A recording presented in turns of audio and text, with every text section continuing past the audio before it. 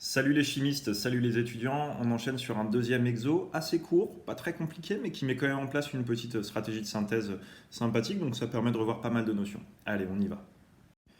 Comme d'habitude, n'oubliez pas l'énoncé du sujet et dans le descriptif. Et puis, si vous voulez être prévenu des prochains exos, activez la cloche de notification. Et si jamais le contenu que je vous propose vous aide, c'est cool de mettre un petit pouce. Comme ça, je vous aide, vous m'aidez, tout le monde s'aide, c'est cool. Allez, on y va. Donc, la première question, on nous demande d'expliciter le rôle de chaque étape et de proposer un schéma mécanistique. Ok. Donc, qu'est-ce qu'on voit? On voit qu'on a un composé carbonylé. On a un groupe carbonyle ici avec une liaison CO qui est polarisée, donc ça veut dire avec une charge delta plus sur le carbone, delta moins sur l'oxygène. Donc en fait, on a ici bel et bien un site électrophile. Comme d'habitude, dès que vous voyez une double liaison CO, il faut avoir ce réflexe. Et on sait qu'avec KCN, on va générer l'ion K+, qui ne nous intéresse pas vraiment, et l'ion cyano, Cn-, qui a la formule de Lewis suivante. Et on l'a vu en cours, c'est un bon nucléophile. Donc en fait, la première étape va être une addition nucléophile qui va permettre de créer la liaison carbone-carbone. Et puis dans la deuxième étape, on va reprotoner le OH. Donc c'est parti, on va écrire un petit mécanisme pour ça. C'est finalement assez simple. Donc évidemment, c'est la base, mais le doublet part toujours des électrons. Donc la première flèche modélise la création de la liaison CC et comme l'octet doit être respecté, le doublet de la double liaison va sur l'atome d'oxygène. Donc cette première étape est une addition nucléophile, ce qui va conduire à l'intermédiaire suivant. Voilà, et puis tant qu'on n'hydrolyse pas, en principe, c'est plutôt ce composé-là qu'on a. Ensuite, lors de l'hydrolyse ultérieure,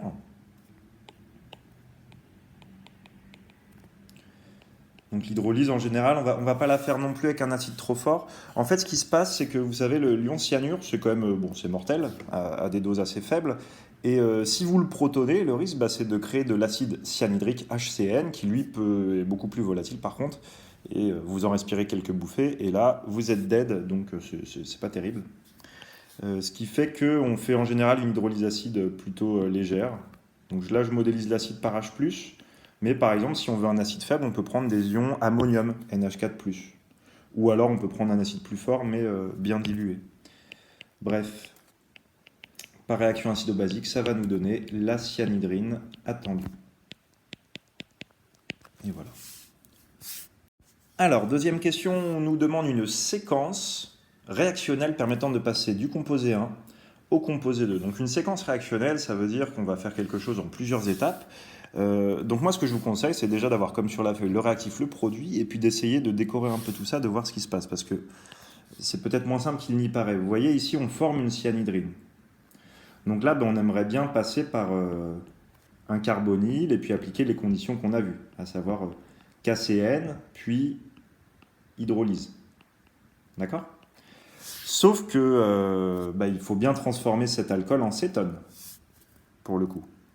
Vous voyez, donc ça, c'est le premier truc, c'est on peut oxyder l'alcool secondaire en cétone, faire les conditions qu'on a vues plus haut, mais normalement, vous devez voir qu'il y a un problème, c'est-à-dire qu'on a aussi un groupe carbonyle en bas. Et ce groupe carbonyle, il est susceptible de réagir avec les ions cyanure.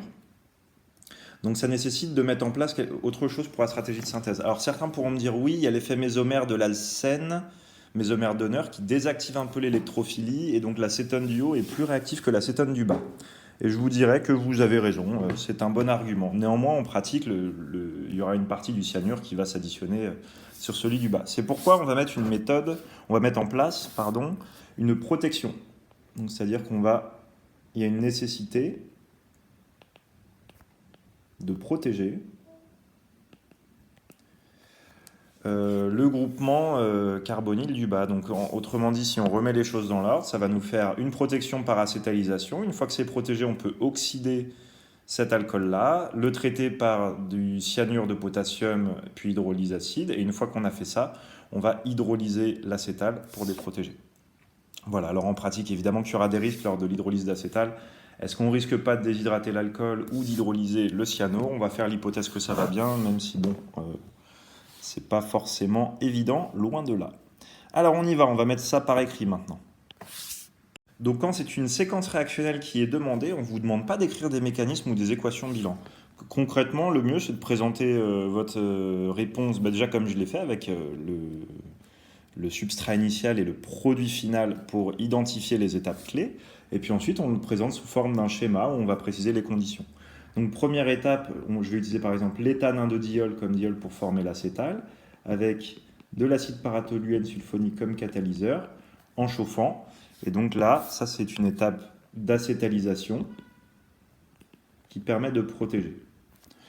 Donc partant de là, je vais écrire la structure du produit obtenu. Alors moi, ce qui est bien, c'est qu'avec mon application, je peux gagner un peu de temps. Donc là, en fait, c'est ici que ça va réagir et on va former le groupement acétal. Une fois que ça c'est fait, on va passer à l'oxydation. Donc pour l'oxydation, si on suit stricto sensu le programme, vous n'avez pas de réactif d'oxydation à connaître pour l'oxydation des alcools en aldéhyde ou cétone. Néanmoins, bon, c'est bien d'en connaître quand même. Sachez qu'il s'agit d'une oxydation, déjà ça c'est la base. On peut vous demander de citer des oxydants. Après, vous avez dû le voir, un oxydant souvent cité, c'est par exemple les réactifs de Sarrett, de Jones, etc. Donc oxydation. Et vous pourriez proposer par exemple un classique, même si bon, avec du chrome c'est assez toxique, donc c'est peut-être pas ce qu'on va utiliser le plus maintenant. Mais CrO3 dans la pyridine est très souvent cité. Donc une fois qu'on a fait ça, du coup, on doit arriver à la molécule suivante. Et donc on va enchaîner avec le traitement 1, cyanure de potassium, 2, hydrolyse ultérieure, qui va nous permettre de former la cyanhydrine.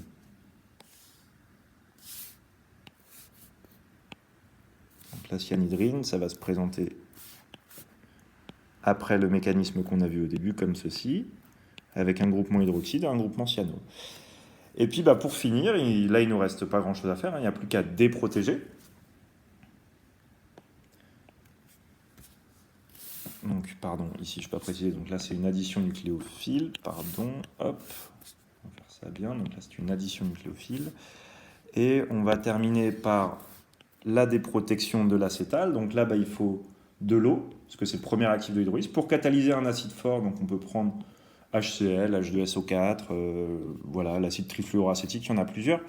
Pas besoin de prendre un acide tel que l'APTS, puisque cette fois-ci, vous travaillez en milieu aqueux. Donc on peut prendre un acide qui contient de l'eau, ça ne pose pas de problème.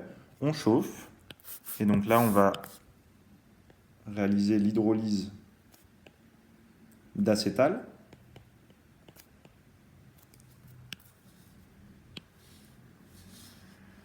Hop. Alors effectivement, cette étape est critiquable, on va le faire après. Donc là, ce qui va se passer, c'est qu'on récupère ici le groupement cétone. Et on a bien notre composé 2. Voilà, alors quand vous faites une stratégie de synthèse, terminez toujours par critiquer. Est-ce qu'il y a des étapes qu'on pourrait améliorer? Est-ce qu'il y a des problèmes de sélectivité? Effectivement, la grosse critique, ça sera au moment de l'hydrolyse de l'acétal, qui souvent peut être assez forte. C'est-à-dire qu'on doit chauffer, on a un acide. La réactivité du groupe cyano n'est pas au programme. Donc à la limite, j'ai envie de dire, si vous n'avez pas grand-chose à dire, mais en vrai, pour ceux qui l'ont étudié, ça pourrait s'hydrolyser en acide carboxylique, ce qui peut poser problème. Mais là, par contre, vous voyez quelque chose qui fait penser à un alcool tertiaire. Donc ça, évidemment, on peut se dire que ça risquerait de se déshydrater parce que le carbocation ici serait plutôt stable. Quoique, on peut tempérer ce propos en disant le groupement cyano, il va quand même être inductif attracteur s'il y a une charge plus, donc déstabiliser le carbocation qu'on a là. Donc quelque part, on a peut-être un petit espoir de garder notre alcool. On pourrait proposer une protection aussi, sous forme d'éperoxyde benzylique, mais attention, c'est pas très écolo, hein, ça vous rajoute une étape de protection, une étape de déprotection. Donc vous voyez, c'est ce genre de discussion qui pourra apparaître surtout à l'oral ou dans des questions ouvertes. Voilà. Donc quand vous attaquez une stratégie de synthèse, je l'ai dit dans d'autres exercices, premièrement, analyser, c'est-à-dire vraiment analyser à partir des structures qu'on vous donne, les transformations clés, etc. 2, vous passez vraiment à la mise en œuvre, donc le schéma que je viens de faire. 3, on critique et on essaye de proposer identifier des problèmes et proposer des axes d'amélioration. Allez, j'ai assez parlé, on va finir avec la dernière question, la question 3. Donc la question 3, on vous demande simplement quelle est la nature de la transformation de 2 en 3. Alors ceux qui ont déjà vu la réaction vont trouver c'est peut-être trivial, mais pour l'instant on n'a pas étudié la réactivité des alcènes, ça viendra dans le prochain chapitre. Donc nous, qu'est-ce qu'on a vu en cours l'autre fois? On a parlé des nombres d'oxydation, donc je vous propose qu'on s'appuie là-dessus. Donc si on regarde les carbones de l'alcène ici, pour celui du haut, on a un degré d'oxydation qui vaut 0 parce que le carbone est lié qu'à d'autres atomes de carbone, et pour celui du bas, il est lié à un hydrogène, donc on a un degré d'oxydation qui vaut moins 1.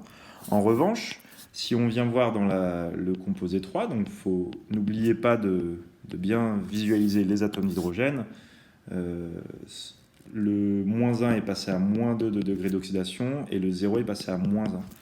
Donc on voit que pour les deux carbones fonctionnels, les nombres d'oxydation des carbones fonctionnels diminuent. Donc ça veut dire que le composé 2 subit une réduction.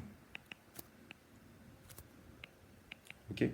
C'est tout ce qui est attendu dans cette question. Après, bien évidemment, on a une réaction de réduction qu'on va étudier qui est l'hydrogénation catalytique des alcènes. Si j'y pense, je vous mets la fiche ou le lien dans la description parce que j'ai déjà fait des vidéos sur ce cours-là. Voilà, pour ceux qui souhaitent le voir ou le revoir.